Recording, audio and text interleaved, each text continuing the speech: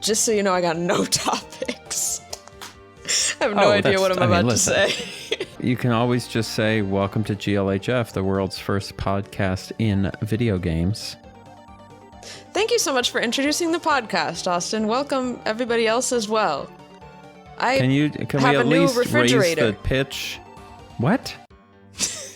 Wait. I was trying to think of something to start this episode with. I got a new fridge. How is it? Courtesy of my landlord. Okay. What, is it a smart fridge? No, the other one just wasn't working.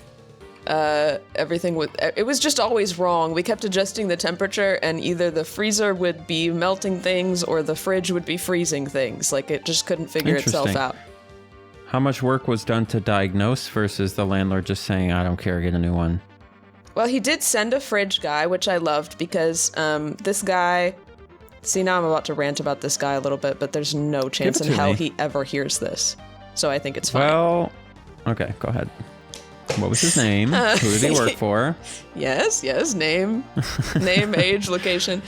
All right. He's the type of guy that wants to do everything himself to save money, so I was a little bit surprised that he did immediately send a fridge guy, because usually he comes here himself first, tries to fix something for 8 hours, can't do it, and then finally hires somebody.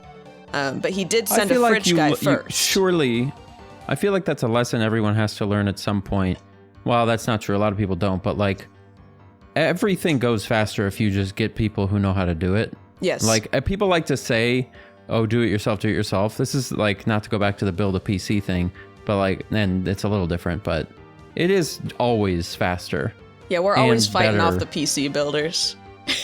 Always, constantly. Sitting here complaining about my loud PC, being like, it's been loud. We did that one episode and talked so long about how like everybody was going to comment that we should build our own PCs, and then like they can't resist. They can't even resist saying it anyway. Like no. We still get comments that are like, I know you guys already complained about people like me, but I'm gonna say exactly what you said. They have to do it. They have to do it. It's like a cough. It's like a disease. You gotta cough. Okay, it really it's is. a compulsion. Anyway, some people are like that just with fixing everything, and I respect it. It's great, but I think you actually save money by spending money doing that. You know what I mean? Like the time it takes, 8 hours of your time, if you value your time at all, is like it's a fuckload of time. So I feel like just hire a guy. It's also kind of a fuckload of time to be hanging out in somebody else's house. It would have stressed me out so much. Yeah, I would have offered to this is what I'll do is I would just offer to pay. I'll just say, I will buy a new fridge and you can keep it. I'm just going to buy it to avoid. I have done that a couple times. Like I've just fixed things myself without even telling him because I know what's going to happen. What's the most like serious thing you fixed yourself without telling him?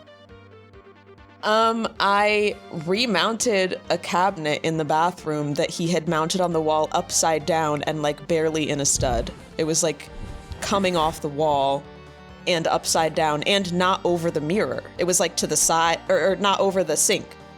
So it's a cabinet with a mirror on it that's supposed to be over the sink so you can see yourself when you're washing your face or whatever. And he put it like 2 feet to the left and upside down and not in a stud. And every time you opened it, it was coming off the wall.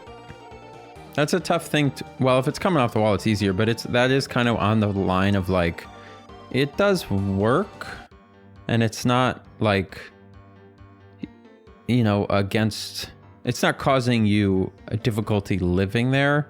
So he'd probably just be like, what are you talking about? I mean, he might fix it, but it's not like a broken fridge where it's like you need it. There was that thing. And then he just did a really, really bad job. And I'm going to say a funny word here. Everybody keep your laughter to yourselves. He did a really bad job caulking the tub.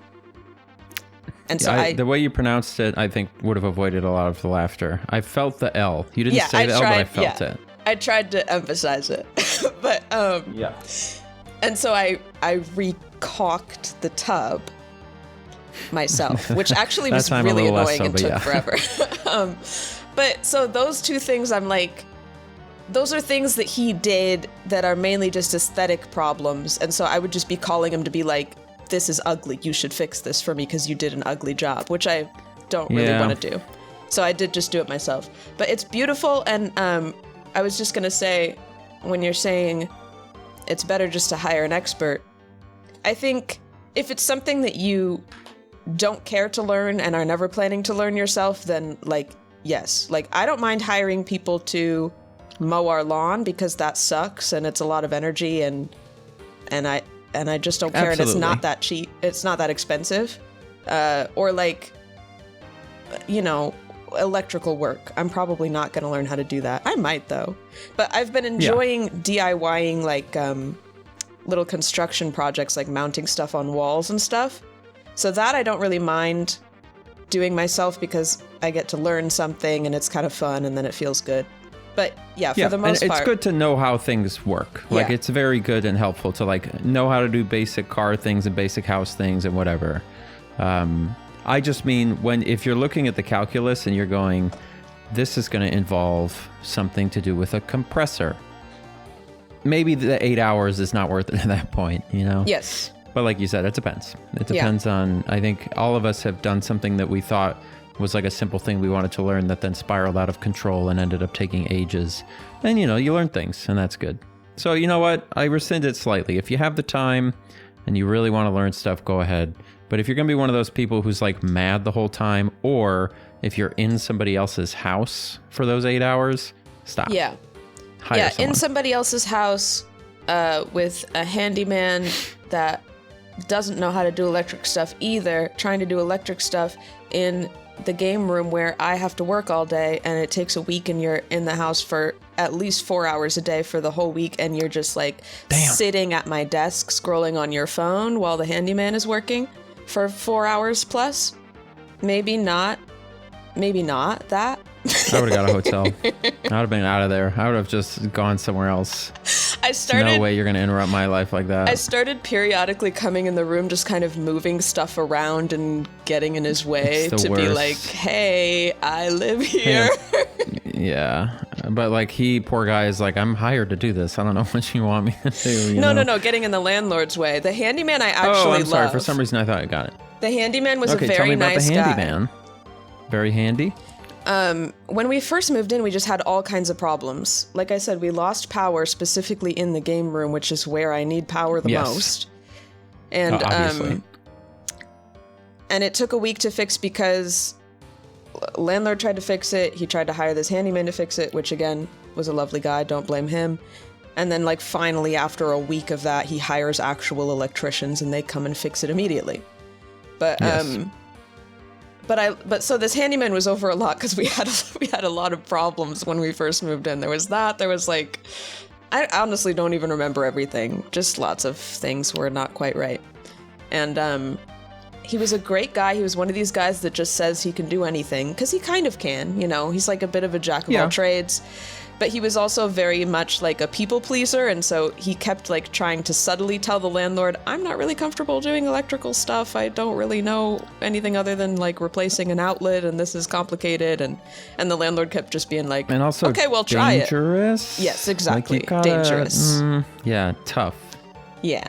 But you know, if you're a people pleaser, sometimes you die because of that, and that's how it goes. I didn't blame him, but I did feel bad that the landlord was making him try his best for like 8 hours at a time, and he didn't know how to do it and was also kind of scared. Yep. Poor guy. Yeah, so again, I feel like the move is still like, I would sooner go whatever the time the landlord's going to have some random person in, you could probably just go like get a job at a restaurant and work for those 8 hours, then take that money and just hire someone. You could just trade it off and then quit the job and leave them high and dry. It's just too annoying to have people in your house. It is. So I've already really kind of evolved to the state where I'm trying to fix a lot of stuff myself or just hire people myself, at which point I'm like, well, why am I doing that when I'm renting? But whatever. Yeah, I mean, we do, it is a huge benefit. Like, imagine you were to buy a new fridge because your fridge broke. And if you think you're going to stay there for even 2 or 3 years, like $600 or whatever a fridge is, $1,000, I don't even know. Never had to buy one. But like $600 to have a fridge for 3 years is like, whatever. That's like reasonable ish If you amount have of the money. money, sure. It's definitely Exactly. awesome that I did not have to pay for the fridge. How much does feel a like refrigerator cost? I would spend, even before I was rich and famous, I would have spent $600. I would have put it on my credit card to avoid 2 days of inconvenience. I think I really would have. Yeah, no, I think I really would have, and I would have just worked more and paid it off. I mean, I really do hate it so much. But new fridge, is it one of the fridges where it's side by side fridge freezer or top down? No, it's freezer? not that big. Is it a drawer freezer? No, it's like regular, like freezer on top. Holy shit. Do I have a huge fridge? What happened? Oh, do you have a 2-door one? Then yes, that's like rich people vibes. That's a huge fridge? Yeah. Okay, sick. Good. Good. You want the rich people vibes. Why'd you say holy shit? Because fridges cost $1,000. Looking at Home Depot. Hold on. All fridges or like nice, like rich people fridges? Like, because I'm pretty sure you can get the size of one that we just got is $848. I guess, yeah, like the stuff has gone up a lot in the last few years. And then the But double door, I feel like you can get your kind of fridge is like $2K. Ooh, here's one that's $14,000. That's what I want to get. $14,000? $14,000 for a fridge is crazy. What but is it these doing? are all. These are, yeah. Here's like a. Does look it have at a that. Yeah, TV here's on like it? I don't know. I think it's it's for restaurants. I think, but that's what I want to get. Here's one. Yeah, you got ones that are like $500, $600. Whirlpool's got one for $700. So they're like you can get one for less than $1,000, and I'm sure they break more often. But look, here's one that's tiny. That's $200. But I watched that video on the internet that talked about how those little fridges are a scam or whatever, that they don't like work. So which ones? You gotta be careful. Something about like, you know, anytime you buy like a mini fridge, something about the technology in them means that their ability to cool things, you can only fill them like halfway up before they fail or something. Like they can't cool things past a certain level. It doesn't matter. It's all boring. But you know, hey, congrats on the new $900 fridge. Thank you. Oh, and then I didn't even... So I had a rant about the fridge situation, because this is a really classic example of what goes on with us contacting our landlord about anything. So we contact him about the fridge. Miraculously, he sends a fridge guy first thing. Fridge guy immediately says is it the compressor? Is that a part of a fridge? It is. That is bad, and it basically costs the same as a fridge, so we might as well get a new fridge. Yes, unfortunately. Landlord orders the new fridge. It comes on, it was Tuesday, I think. As I'm speaking right now, it's Friday. Fridge comes Tuesday morning. They switch it out. Apparently, our old fridge was connected to the water line. Now, I don't know why, because it didn't have water coming out of it, or an ice machine, to my knowledge. But it was connected to the water line for some reason. And the new one is not. So, they remove the old fridge, they put the new one back, and they've removed some kind of hose, obviously, that was connecting the old fridge to the water. Right. And they leave. And a couple hours after they leave, I realize I don't have any water coming out of the kitchen sink. Oh, interesting. So we're learning a little bit about our houseworks, about how our house works. I traced the pipes, and I realized that there was a valve connected to the cold water pipe that was splitting it between the kitchen sink and the fridge. Yeah. And they had to turn that valve off to remove the old fridge so that water wouldn't spray everywhere. And they've left it off, and they didn't put anything capping where the fridge was attached to.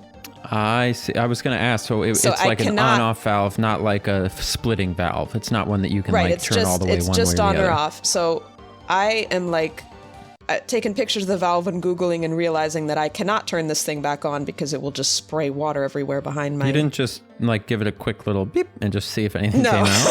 That's what I would have done. Just get a bucket and turn it on and see what happens. And then you snap it off and you're like, oh, because it was it's kind of like in the wall, in a hole at the back of my... How far away from the fridge was it? Right next to it. Like our kitchen sink is right next to the fridge. Okay, so it wasn't like many feet away that they had this valve or whatever. It was like in a relatively reasonable spot. Anyway, Okay. so that's the fridge guys bad because they should have done something about that, or the landlord should have done something about that. For sure. But anyway, I contact the landlord about this, and guess how long it took for him to find a cap that would fit on this thing and get our kitchen sink working again. I mean, Tuesday the most it could have taken was 3 days. Oh, really? No, I'm saying Tuesday morning is when this problem started. Oh, I was like, damn, he did it right then. He fixed it. I mean, yesterday evening at like 6 p.m. yesterday. We didn't have water in our kitchen sink from Tuesday morning there's until no way. Thursday night. He did not need that much time. This man was dragging his feet. There's no way, because he just went to Home Depot and bought something. He didn't have something shipped, right? There's no way. He was also at our house multiple times over those days trying to fix it. And he claimed that he had to go to 5 different stores to find the right cap that he needed. No, landlords are always saying stuff like that. I used to tell people that when I worked in management. If I had to go to 2 stores, I'd be like, I had to go to a bunch of different stores to find this thing. Here's the thing, it's just how you make your life seem worthwhile. I do believe him Really? because I think he really is he just kind of doesn't know how to do anything. All right. And he's the kind of but guy it was just apparently like a that will little just screw-on. keep he will just keep buying things and trying them and not just, I would have been like taking a picture of the valve, Googling it, figuring out exactly what it was, exactly what size it was, so I know exactly what I need. But he's apparently not that kind of guy. And it took everything that's how in I'm me. the same way. It took everything in, wait, which one? You'll just buy stuff and try it? Yeah, I'll just like look at it and be like, okay, it's about this big. Like, I'll use my fingers. Then I'll go to the store and be like, how big was it? Oh, my fingers, it was like this. And I'll get like this, and maybe grab a couple other ones, and then they won't work. And I'll be like, all right, okay, so it's a little bigger than this one. Which one was it bigger than? I think it was about this one. And then you end up going back and forth. Like I'm dumb like that in the same way. Because I think you assume that things are simple, and they're right. Like, how many pipe sizes can there be? Exactly, right. But it turns out it's a lot, and you need to like pay attention, which is why we have like things to measure things and tread measure thingies and so on. But in any case. So I don't know why it was so hard to find this thing, but anyway, so I know for a fact I could have fixed it same day, and I really like took some restraint to not do it because I had already asked him. So at that point, it would have been like just me passive aggressively texting him like I fixed it already, which I actually have done a couple times. There's been a couple different things where he was taking so long to try to fix something that I just did it myself and texted him, don't worry about it, I did it. Some things aren't that hard. Oh my god. Anyway, shout out to my landlord.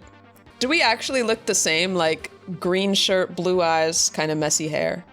Is that your what eyes I are look black. like? Oh. So That's aside scary. from that, though, yes, we look pretty similar. I forgot to tell you, I'm going to be out of town again next week, by the way. But I think I could probably still do a podcast if you wanted to. It might just be at a weird time. But I'm going to be in Minneapolis, Minnesota. Oh, you're going to Minneapolis. Yeah, so much travel this summer. It's been crazy. Seriously? What are you doing? When are you home? Too much. I'm miserable. I don't like it. It is a lot. It sounds like a lot. It's way too much. Especially going to Open Sauce last weekend and then immediately Minneapolis was a big mistake. Yeah. Because I'm like unbelievable crunch time with video stuff that I'm trying to get done. Plus my sleep schedule's all funky. Yeah. But listen, we're having a great time. You're living life. I'm living life. You're just packing a lot into life right now. I'm packing a lot. We'll have a couple months off maybe towards the end of the year. Maybe. We'll see. Somebody when I went to Open Sauce last weekend, people kept trying to tell me I got to go to TwitchCon. And you know what I said to that? No. I said I'd rather die than go anywhere near that convention. Yeah, let me tell you about Open Sauce since we're here. Yeah, I was a little bit, it does sound like it really cool. And then I was thinking about the fact that I wouldn't have really wanted to travel again after VidCon, after I just went to VidCon. So it's like, yes. I didn't quite have the motivation even if I had the means, but do tell me about it. I would say it was very awesome. I thought it was like, I had fun at VidCon. Would you say it was time. awesome sauce? It was awesome sauce. Can we take that out? I wish I didn't say that. Can we cut that? Open sauce is really fun. It was like a part of it is just the creators who are there are just a ton of people that I've actually watched and that I actually like. Yeah. And part of it is there's a lot more creators there that like me, so there's a lot more people to talk to, like that I'm friendly with. For sure, that seems like your helpful. crowd. But yeah, it's like it was just a ton of people that I really like to talk to. But the whole vibe of it, in terms of what the floor space was like and so on, felt way more like what people described VidCon as back in the day, in terms of like constant impromptu meet and greets with people, creators mingling out with like the crowd. Everyone's very chill. There's no like it felt very less like creator economy forward, you know? Yeah. Most of the conversations with people were just like, probably less it wasn't like, screaming hi, what's your Minecraft YouTube kids. channel? It was way less screaming Minecraft kids, which obviously is a trade-off. You know, there was no J-Man Curly at Open Sauce. But the ability, like for in all of the creator specific spaces, all of the creator people were so chill, like, and easy to talk to and available. Yeah. And you're like, it's not just people who are like, I don't know how to say this, but like smaller YouTubers or whatever. You've got like Vsauce and Hank Green and all of them hanging out. And it's just like big rooms of people that you step in and out of groups and nobody cares who's who and everyone's just talking and having a great time. So I thought it was super fun. It made me like really Was this like to, the like, kind of thing meet a bunch anybody of can people. get a ticket to? Not to the spaces that are just like the creator lounges. Yeah. That stuff, of course, is like specifically for you like step back there to hang out and take a breather. But anyone can get a ticket to Open Sauce itself. There are tickets, like there are tiered tickets in certain ways, same as there is at VidCon. But it's an open convention to anyone who wants to go. But the sort of backstage experience and like the parties and stuff were just, all the people were really, really nice. Like I met so many YouTubers that I'd never heard of that then I looked them up and I was like, you know, you meet someone and you're like, this is a really cool, chill person. I really like this person. And then you look it up and it's like the dude that went to all the Margaritavilles with Eddie Burback, Ted Nivison. And you're like, oh, fuck. I guess that guy's really nice and really cool. Talked about him on the pod. Yeah. And I didn't like instantly recognize him, but I had a long conversation with him. He was really nice. Just H Bomber guy was there. Talked to him for a while. He was really nice. Okay, name dropping. I met my homie Practical Engineering. It was just a lot of really cool people. Yeah.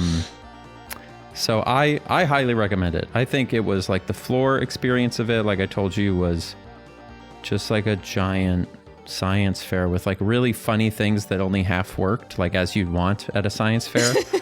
Like what? There was like booths that were like, I mean, they had a whole booth that was like, would you have survived the Titanic? And so it was like this thing where they built this board that was shaped like the door and they put it on like a hydraulic thing. And then they had it so you went on it. And if it tilted too far, a red buzzer would go off and then like you fell off, you died. And then there was like separate to that, they made like this quiz you could take to see if you, based on like what you would have done if you would have survived on the Titanic. Nice. So it was just like funny, goofy And you love the things Titanic. like that. Love the Titanic, big fan. Not only that, obviously, there's a 737 simulator there. I did not get to do that. Damn. It was broken when I went up to it, and also the line was just like insane. They were letting people do it for way too long. But You should have showed up like first thing, first day to get in that thing. Yeah, and I didn't, because there is like, they open it an hour early for like industry and creator people to go in and check everything out, and I just didn't ever take advantage of that, and I should have. Well, damn. It sounds like I should have gone to that instead. Yeah, next year we're going to Open Sauce for sure. I think you would have had That was a real in... hoot. What city was that in? Outside of San Francisco. It was in a place called San Mateo, California. The only weird thing about it was there were no hotels on site, so you had to like get there every day, which wasn't a big deal, but it was like you had to That's drive a little and annoying. like, park and pay for How parking was there and no stuff. hotels near a convention center? I know, that's what was weird. But you know, it is what it is. Everyone figured it out. So, it's like Coachella. Shout out to the guy, by the way, who 8 hours through the desert. Shout out to the guy who I met who said that he flew halfway across the world. Can't remember where he said from. One of those countries, you know, like Scandinavia or something. Norway? One of those other countries. Denmark. I think it was Denmark. I don't know. And he said that the whole way there, he listened to a bunch of GLA Chef. He was like, I was just listening to your podcast all the way on the plane ride all the way over here. Wow. Like, incredible. Hey, guy. I know. Hey, guy. And yeah, it was awesome. I had a really wonderful time, and I just wanted to tell you that I think we should skip VidCon and go to Open Sauce next year. Because it was a... Yeah, I mean, it was a hoot. So would you say, though, that it's very kind of education and science focused? As far as the creators that were there and stuff. I mean, ostensibly, yes. Like, do you mean in terms of, like, who the types of people you would meet and talk to on, like, panel or see on panels and stuff like that? I would say it was, like, 70%, like, education and engineering. But 30% just like Ludwig was there doing whatever he does. Nice. People like Ted Nivison, and whatever. But yeah, it was majority, STEM related in some way. Which I guess I would include myself in to a certain extent. Not entirely though. It was like probably 70-30, maybe 60-40. Yeah. I just think, I don't know. I think it would make me... I think it would make me insecure because I make stupid content. There were small moments where I thought I was going to feel insecure, but I cannot emphasize enough how, like, chill everybody was. Like, nobody cared about I don't know. Sometimes that side of it at all. I mostly watch, like, just funny, silly stuff, and I'm kind of in my era post-grad school where I'm like, I don't really want to be smart or like think about smart things. And sometimes I see based in cool. For now, yeah, but I would like to be able to like reintegrate the smart side of myself at some point. And I think I feel sometimes I see YouTubers that are like doing smart stuff like you, and I go, maybe that's what I should be doing because I do have a brain and I can make stuff like that. But then it makes me feel insecure because I'm like, I kind of like left that part of my life behind, and it's just weird. It's weird, you know, because I quit my PhD, so I'm like, I don't really feel like I belong in that space anymore. I don't know. Isn't that just the thing? First of all, you would have belonged there in terms of like general knowledge more than I would have, but also it doesn't matter. But isn't that the same thing of like every musician wants to be a comedian, every comedian wants to be an actor, every actor wants to be a musician or whatever? Like you always want to do the thing that you're not doing, and you feel like the people doing the thing you're not is like cooler than you. Like every time I walked up to someone, and these are people who like do actual like science, like these are actually people who are building things. I'm just a guy who reads Wikipedia and like says so. I felt some amount of inadequacy in terms of that, but it really didn't come up at all. Like sometimes obviously there's conversations where people are talking about whatever web developer software engineering thing is whatever, and I don't know anything about that. But yeah, I mean, and for even, me, I don't even know. Ashlyn was there and she was talking to people in this, like there was no issue in that sense at all. It didn't feel exclusionary, I didn't think at all. Yeah, I'm sure everybody there is very nice. I'm purely talking about like what I think in my own head. And I also don't even think, like on a good day, I think I would tell you I don't want to make that kind of content because it's just like I enjoy it from other people, but that's just not what I want to make personally. It's more of a like I feel like I should because I have the education, or because like that would make me be seen as smarter in other people's eyes. So it's just purely like stupid insecurity that actually doesn't mean anything, but because I don't actually want to do that. But there were small moments where I would end up in conversations with, like, you know, you've ever met a software developer engineer and they're like really a software engineer? Unfortunately, yes. There were a couple of moments like that where you're like, someone's clearly trying to like tell you about something or pitch you something or whatever, and you're like, oh, dude, we're just trying to chill. Like, we're just trying to have conversations. Those people drove me crazy even like in engineering school. Yeah. There's like software guys, and again, I'm sorry, but it is always guys. There's software guys that like... I didn't meet anyone who wasn't. That is their, their whole personality, and they like they have a lot of confidence in their expertise in technical things. And so they're just like bringing it up all the time and like using complicated words when they don't need to. My biggest thing in all of my schooling and in grad school was like, even if I was kind of like an expert on a certain thing and I knew all the big words, I tailor how I'm talking to individual people, and I simplify things. Like, that's the teacher in me, I guess, right? I'm like explaining things in a way that people are actually going to understand. Because a lot of the times the big words are actually just like, they mean something extremely simple that's very easy to explain, but people like to use the big words because they like to sound like they know big words, and that always drove me crazy. Yeah. I think there is a genuine type of person who actually just like doesn't Right. I think some of them are just nerds and aren't thinking. It's just the words. Yeah, you know the words that you know, and it is what it is. But it's hard.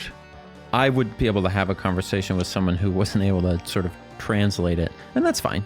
Sometimes you just want to talk to your people in your zone. But I'm speaking to a very specific type of person when I say software engineers or software developers. Yeah. Most of the people who did that work were great. Just a couple of people who kind of give you that like. They watched The Social Network a little too closely kind of vibe. Oh my God, I know. And that's how life goes. Dude. People, you got to find inspiration somewhere. Anyway, Baldy is he's a freak is what he is. He's a freak. He's a freak for sure. He's made out of Play-Doh. Is he an SCP? He should be. He seems like he might be, but I'm not sure. He's got big SCP energy for sure. I don't like how prominent his lips are. I did want to bring up two really quick things. Sure. Number one, I did get a return, my public records request. You remember I told you I was looking for a traffic study. Yeah. That was done near my house. They got back to me and said they don't have any records pertaining to that because in the state of Louisiana, the government has given the municipalities the ability to set traffic laws just by ordinance rather than having to do a study. So once again, things are more nuanced than they seem. You can read somewhere in a stuffy book that you have to do a traffic study to set a speed limit, but it turns out there's a million exceptions. You can also just set speed limits as long as the government says you can. So wow. It was a dud. Didn't get anything. I did love, did you see that comment on that episode where somebody was saying they lived in a really tiny town where the mayor did just decide the speed limits? I didn't see that. I should read that. What was that? That sounds funny. Can you summarize it for me? They just said it was a really tiny town where literally like the mayor just had the power to decide the speed limits, and everybody was like pissed at him for a certain speed limit on a road. But are we saying the mayor had the power as in was granted the power by the state or county government, or the mayor just decided to do it? Like executive decision. I don't know the exact government structure. It sounds like something like what you're talking about, where they just would give tiny towns. How do you not know the exact government? How do you not know the exact government structure of this town? Sorry. All right. Regarding mayors and speed limits, this is from Caleb Hawes. In a small town local to me, the speed limit on a few main streets was 35 miles an hour. Then a mayor got elected, and after some consideration decided to change the main street speed limit to 25, which it remains at today. It's a small enough town that I have met this mayor and some of my family know him rather well, and he has stated that changing the speed limit to 25 miles an hour was probably the dumbest thing he ever did while in office. The current mayor has not bothered to change it back. Anyway, in a small enough place, the mayor does get to arbitrarily determine the speed limit. I'd be curious what the town is. People need to, I'm mad, okay?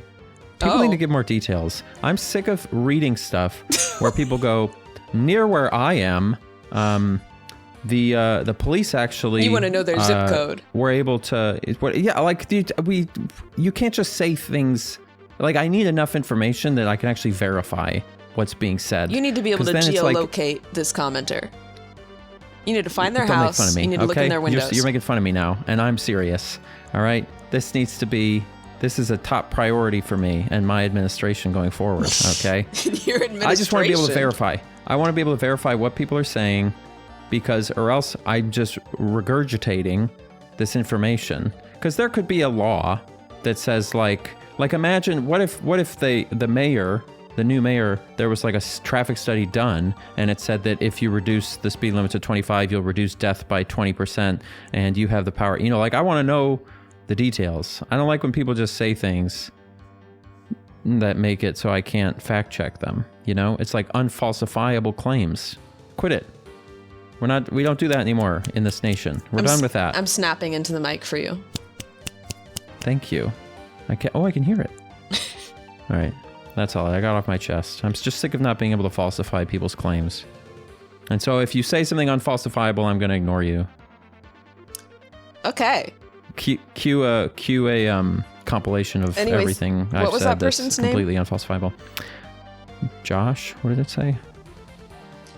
Anyway, thank you. Caleb. Yeah, completely different name. Thank you, Caleb, for that comment. I thought it was really lovely and interesting. Me too. I agree totally. And then I have an excerpt, okay? I'm going to read you something. This is a quote from a book. And I'm going to read you this quote, and it pertains to a performance that was done. And it's going to describe for you what occurred when this performance happened. And I want you to try and guess what this was a performance of and why the reaction was the way it was. Okay? Does that make sense? Sure. Does this have anything to do about speed limits? No. It's completely it could not be less relevant. Okay. Here we go. Quote, in the spring of 1943, the hall was so packed that men were even perched on the window ledges. No audience could possibly have been more enthusiastic or shown their appreciation to a greater degree. I have never laughed so much as I did that night. I can't read that part because it'll give it away. Her performance was so realistic, and I am sorry I have not that first program. Okay, you don't have to worry about that last quote. That was just her saying, I'm sorry that I don't have a copy of the program from that evening. So what do you think this person's referring to? That it was a packed house. Nobody could have been more enthusiastic than this audience. What She's year never did laughed you say? so much as she did that night. I didn't tell you a year. I think it was like 1930. That would be Amy Schumer's first stand-up set. It was a really good guess. It was close, actually. It was close. This was actually one of the first times that the poem "There Was an Old Lady Who Swallowed a Fly" was performed publicly. This is real. This is a real quote. It said, I've never laughed so much as I did that night. She told us about that woman who swallowed a fly and then swallowed a cat to eat that fly and a dog to eat the cat and so on. Her swallows were so realistic. People were flipping out. This was a packed house to watch this lady perform. Where? What building There was this? an old lady who swallowed a fly. I could look it up, but I didn't write that piece down. There was an old lady So who look at swallowed a you, fly. exactly like Caleb. You don't know where the fuck this happened. You're just relaying Yeah, stuff. but at least, no, it's not, listen, at least I gave the exact quote. You can Google the quote and falsify it that way. I was too harsh on Caleb. Caleb, Austin takes it back. He's not that cruel. Yeah, I take it back. That's crazy. I mean, that's just back in the day when you had so little entertainment that anything could I know. entertain you. It was somewhere in the UK. It doesn't say. It's from a Of book course by it Dorothy was. King. That's the most British poem I've ever heard. You know, I never thought about that, but I guess it is pretty, like the British humor, I guess. Is that a limerick? But yeah, I just think it's funny. Limericks are very British. No. I think a limerick is like, it does not have a very specific structure. Yeah.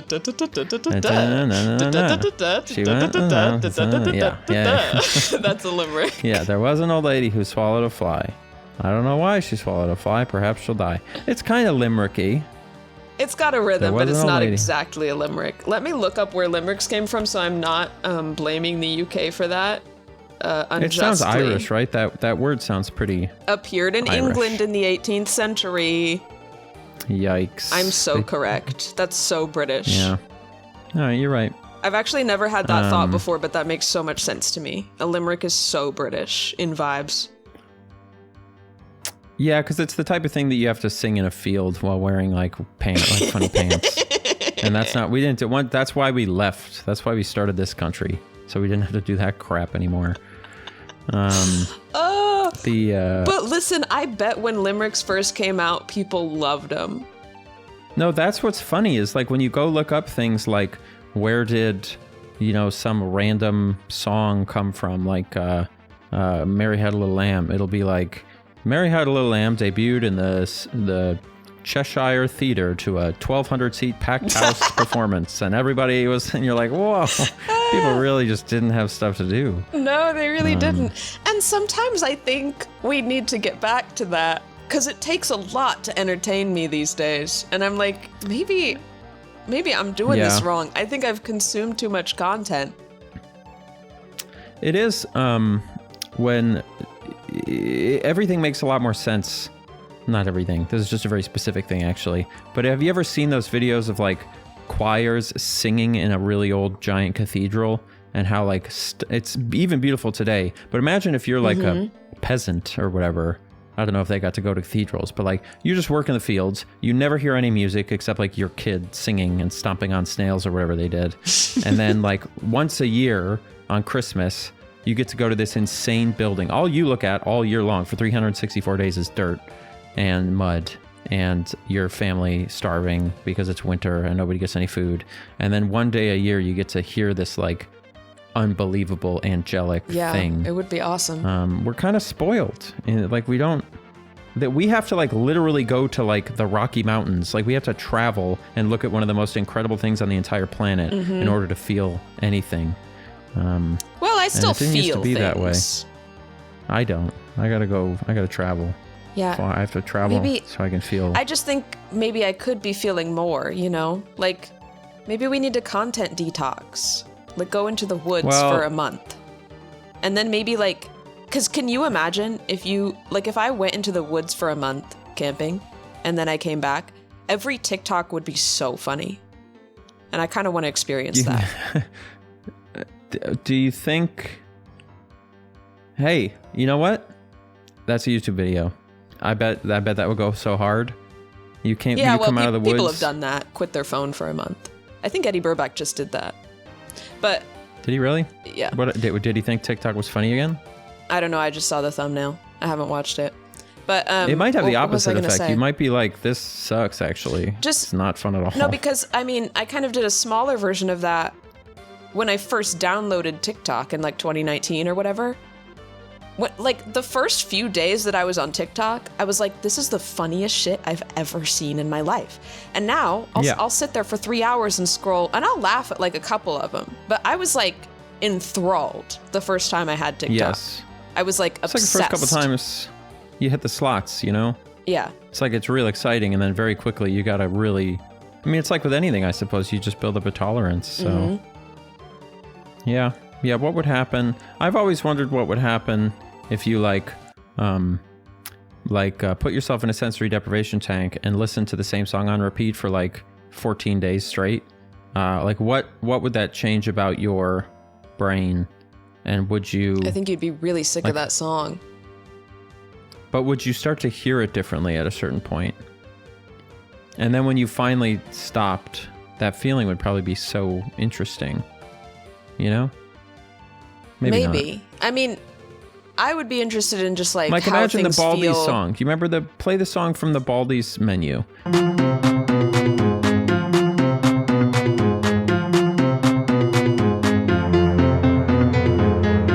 Imagine if you actually listen to that for 24 straight hours with your eyes closed. Like that, something would happen. I think that would be psychological torture. Yeah, I think but listeners are probably hearing nothing right now. I think I've probably muted the music because the music to this game is insane. It's like the most insufferable stuff I've ever heard. Well, it's still I can see the volume bar right now. It's still going at full volume. I'm going to check in real quick with the music and see. Oh, it's different music. It's actually banging. Whoa. This music's really good. It's still a little bit overstimulating. The menu music was really bad. The menu music was horrible. This is actually a song, at least. I have thought before about how quick I would get sick of a song if if you had to go to a desert island and pick one song to listen to, like, I don't know, would I stop listening to it? I guess that's a good psychological question. Would I get so sick of it that I would never listen to it again? Or would I just, like, take a month off and then listen to it again? Yeah, I think you probably, like, take a month off and listen to it again. Yeah, I probably wouldn't be able to resist listening to it at some point again. But I would get very, very sick of it. When's the last time you think that happened? You don't hear about people getting stranded on desert islands anymore. You want to Google it? I feel like I've heard of a recent one. But is there such thing as, like, because don't we know where all the islands are? Oh, April 2024. Okay. Who is it? Let's see if this is true. Stranded on remote Pacific islands is from the Smithsonian. 3 men spelled help with palm fronds and got rescued. Wow, that's a classic situation. It really is. Spelling help, too, and, like, on the beach. The saga began March 31st when the 3 men depart. I should probably name the author here because I'm stealing her content. Sarah Kuta, daily correspondent for the Smithsonian. The saga began on March 31st, Easter Sunday, when the 3 men departed from Palawat Atoll in a 20-foot open skiff with an outboard motor. Experienced mariners, all in their 40s, and blah, blah, blah. Their boat got broken because they didn't build a good boat. And then they ended up landing on an island where they lived off of coconut meat and drank fresh water from a small well. I don't like that it's called coconut meat. I didn't think it would be. I think it'd be called, like, rind or something, right? I've heard that before. Meat is not I would the correct just word. say, like, coconut fruit. Isn't it a fruit? It's on a tree. Is it a fruit? Or just say they survived on coconuts. You don't have to say meat. Yeah, they ate coconuts is good enough. I wonder what else. How big? I gotta know what this island was. But anyway, the point is, after they didn't get back, the Coast Guard spent $77 million looking for them, probably. Whoa! And you know how they are. Coast Guard just will spend money like crazy. And then they airdropped survival kits to them. They were only there for like a week and change, which isn't nothing. That's not even that bad. But you wouldn't know. Like after day 4 or 5, they just had a little vacation from their wives. Am I right? Hey, it might be scary because you at some point on like day 5 or 6, it might be scary. Like, damn, yes, it would be terrifying. Well, I mean, like day 1 or 2, you're like, oh, they're gonna rescue us. But day like 5 or 6, you're like, we might literally not get rescued. Yeah. Like that is an actual possibility, which is pretty scary. Speaking of the ocean, can I talk a little bit about Mission Impossible again, apparently, because I already talked about it in my video. Oh, yeah. I loved that movie. I heard the last one was there's like 8 of them. All right. There's a lot. But we just saw the last one in theaters on Wednesday. Because we're kind of big Mission Impossible fans in this house. We rewatch all the movies pretty regularly. Because I just did you do them all leading up to this? Yeah. So the thing is, the new one came out like a couple months ago, I think. So I'm surprised it was still in theaters that we could see it on Wednesday. But I'm surprised too. We had to rewatch all of them first, of course, before we went and saw that, because I wanted to remember what happens, because my biggest problem with seeing them in theaters is I never remember anything that happened in the last ones, and then they're talking about all these like complex schemes, and I don't remember who anybody is. But are all of them connected? Like from episode 1 all the way to now? The first like 4 are barely connected at all. And then they start to get a little bit connected, starting with Rogue Nation, which I think is the 5th one. I thought this was kind of like a James Bond situation where like within little trilogies they're connected, but they have like kind of separate things as well. The first like 4 movies I think are pretty like individually separate.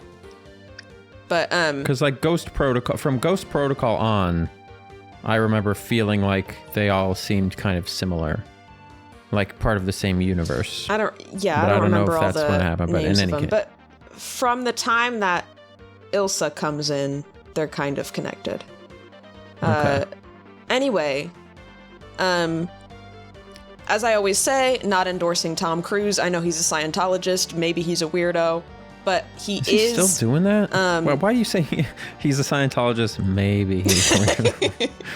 Come on, we know enough about those people. Right. I'm just saying there is nobody else in the world probably that is exactly as insane as he is in the ways that he is that could do this job. There's just nobody in the world that could be Ethan Hunt in Mission Impossible. Like, thank God he didn't go into politics, because this nation would be controlled. It'd be over for us. Yes, I was just talking about how, because everybody always talks about like other actors that work with him have nothing bad to say about him. Again, maybe he's paid them off or threatened their family or something. I don't know, but they all say that he's like so pleasant to work with, and he absolutely seems like the kind of guy where you'd meet him and you would think like he would be so smiley and friendly and nice and say everything right. But he does have that little glint of evil in his eyes where you would be like, I can't totally tell if this is totally genuine, but it still feels nice. It's like he's really riding that line on like, you probably would find him very pleasant, but also he has secrets. But also they're none of your business because he's nice. Well, yeah, don't we all? Right. Yeah, it's like, isn't all sort of, like there's no way for an actor to... all of those situations, they're going to be pretending a little bit. Like, it's going to be a little bit like performative. For sure. But that's what being nice is. It's when you don't feel like being nice and you still are being nice. That's like a nice thing to do. Anyway, so I'm saying I'm not exactly endorsing Tom Cruise as a person, but I think that he's perfect for this job. There's nobody else that like he's just got a very specific brain, and that he's crazy enough to be willing to do all these stunts himself, but also like actually has enough, like he's actually smart enough and he has enough expertise and like discipline to learn the things that he needs to learn to do them and not die. It's a miracle that he hasn't died. I think there's like... It kind of sounds like you love Tom Cruise. It kind of sounds like you're in love with Tom Cruise. I will neither confirm nor deny. I've said before, I'm not physically attracted to him. I think that the evil glint in his eye pushes me away. I don't think... Yeah, we're in love with Tom Cruise, the idea, not the man. I just think there's like so many other actors probably that have existed that are crazy enough to do stunts like that, but then they die or like something horrible happens to them. But it's a miracle that Tom does all this shit and actually does it and is not dead yet. Like, he flew a helicopter, I think it was part 1. So these last 2 movies were like technically part 1 and part 2 because they were more connected than they usually are. And in part 1, he flies a helicopter for the first time. You've never seen him fly a helicopter in these movies. Suddenly he's flying a helicopter. And they have all these shots. I mean, it was kind of like what Nathan Fielder did flying the 747. That's kind of what I was just about to say. There's a weird overlap in terms of the type of insane they are. You're so right. Maybe Nathan Fielder is Tom Cruise's replacement. Well, I think he kind of is. Maybe we figured it out. And I think maybe he is Tom Cruise. Because they did the same thing when Tom Cruise was flying this helicopter. He actually learned to fly a helicopter, and not just fly it, but like fly it in like a stunt type of way, because he's doing corkscrews and stuff in this helicopter. Yes. And he just learned how to do it. But they have all these shots from outside the helicopter, just like Nathan did with the plane, so that you can see that it's only him flying it. And you can tell it's not CGI because all of the, like, they're flying through mountains and doing all these turns and stuff, and all of the sunlight, like, the lighting is all perfect. Like, you can tell it's real. Yeah, I remember when the rehearsal came out, I saw a lot of, like, Tom Cruise slander, because people were like, Tom Cruise thinks he's doing cool, but Nathan Fielder literally learned how to fly a plane. You know, he's truly the actual stuntman. And I'm like, Tom Cruise also learned how to do like, it's all real stuff that he's doing. But I never, they both kind of they do approach it in a similar way. Like they both have that same kind of like You're so right about obsessive... that though. That Nathan also like thinks of these crazy ideas, but then actually has the drive to like figure out exactly how to do it. And to do it smartly. Like you said, Tom Cruise, like one of the reasons he's alive is because he's incredibly safety conscious. he thinks things through. I sound like I'm in love with Tom Cruise now. It's hard to talk about the guy without sounding like that. He's a genius. Yeah, he's sexy. He's not tall, but that's okay. It doesn't matter. He's sexy. He's intelligent. He's never hurt himself. He cares about people, and he loves me. Yeah, I think I like people like that a lot. I like obsessive people, and I know there's almost always like a downside to those people, but I do think it's a better world because we have some of them. It doesn't mean you have to like them, doesn't mean that their friends have to like them, or that they're not allowed to hurt people. But thank God for like crazy obsessed people. I think it's a net positive, and we all benefit. Honestly, I'm saying like these movies would not exist without him as they do. And my original point was just to say I really liked the last one. I really liked it a lot. The whole really, I heard that. Yeah, it wrapped up nicely. I guess I won't spoil too much because people probably haven't seen it, and you really should watch it. And these are the kinds of movies that you don't want to spoil. It pisses me off. The last few ones that have come out, like since I've been more into the series and like been excited about them coming out in theaters, they always show all the coolest stunts in the trailer, and it's freaking spoiled. Like the one where he Yep. That was like immediately in the trailer, and I'm like being assaulted with it when I'm seeing a different movie without my consent. And then like that stunt was ruined for me when I actually saw it. So for the last two movies, I would like hear the music start in the theaters, and I would cover my eyes and cover my ears and like go into fetal position so I didn't see it. I love that. And was it good? Yes, it was much better for that. So, nice. Yeah, I just thought they did a really good job. It was a really cute send-off. They did a lot of callbacks to earlier movies, which is funny because most of them aren't connected, but they like retroactively connected them. Yeah. But it was really cute. And I was a little bit moved. I don't know. I think I love Mission Impossible. I might have to actually watch it. I really only saw the one, and I thought it was like a really good movie, but I just assumed it was like one of those like, oh, it's a really good action movie, it's fine. I didn't realize there was so much emotion in it, you know? I mean, you know, there's only so much, but as much as like a James Bond or a Marvel movie, you know? They're just like very silly fun, and I think what I love so much about it is that it's aware that it's silly fun, and there's lots of like just stupid little moments like when they were good, that's what was good about like the best Marvel movies or the only good Star Wars movie. Yeah, is that when they were good. A little lighthearted. Yeah. You know, like they didn't take themselves overly seriously until they did. And then it became a problem. But well, there you go. I also love how this one is going to be pretty much just still images, like nothing has happened on the screen at all. It's just completely every still. once in a while I have to hit spacebar, which turns my camera around, but I don't think that does anything for you. Oh, does it turn that? Oh, you can look behind you, I guess, in case Baldy is chasing you. I don't know any Baldy lore. Yeah, here. Let's look at him. Let's give Baldy a quick flat. Peek. Wait, should we actually try to walk around a little bit until we die? You want to? A little bit? Sure. Let's see what's going on with Baldy. Let's play Baldy a little bit. I think we're supposed to be competing, but I'm going to follow you. Yeah, first person to... You're so flat. It's crazy. Flat Stanley. This looks a lot like the screensaver for Windows. Is this a notebook? I picked up a briefcase. Oh, here's a notebook.